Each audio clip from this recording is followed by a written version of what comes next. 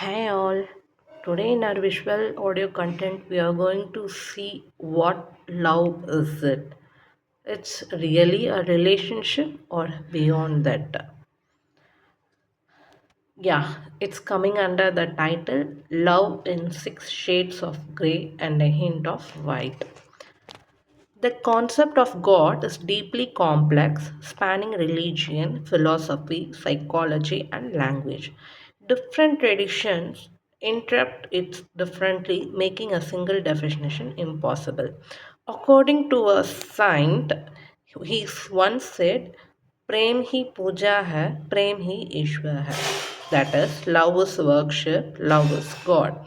If love is divine, then understanding love becomes essential for understanding God. Yes, what we call love is rarely pure. It is often a shifting blend of need, fear, tenderness, and awareness.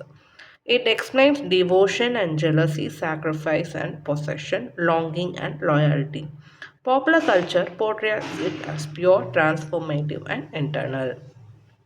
Now we are going to see what are the six shades of love in grey and a hint of white. The first shade is possession. Its most distinctive level, love seeks ownership. That is, your mind may sound like devotion, but beneath it often lies fear of loss, replacement, or inadequacy. The second shade of love is desire. It is the most celebrated form of love. Desire brings intensity, excitement, and a heightened sense of life. It fuels poetry and obsession. It edits reality, projecting an imagined version into the other person, but it is selective.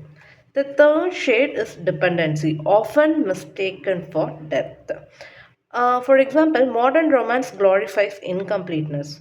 I need you, you complete me. But that's not the love. It's not a healthy intimacy, but emotional survival wrapped in romantic language. The fourth shade is sacrifice, where love appears to mature. People compromise, adjust, and give more. At its best, this reflects ethical care, but even sacrifice has its ego. One may take pride in being the one who suffers more or forgives more. And the last, but not the least, the final shade, that is the fifth shade, is awareness. Here, love sheds its need for control.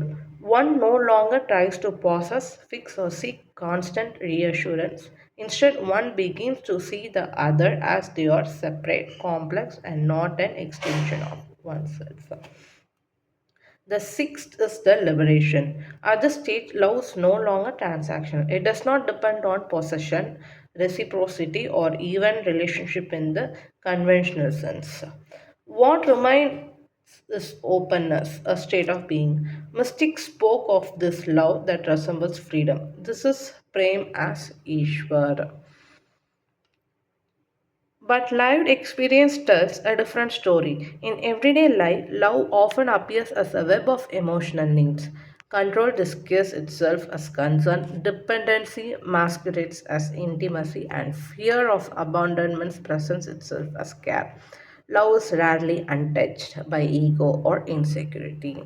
It is layered, conflicted, and morally ambiguous. It is therefore more accurate to see love not as a single emotion but as a spectrum, a movement through different states of consciousness.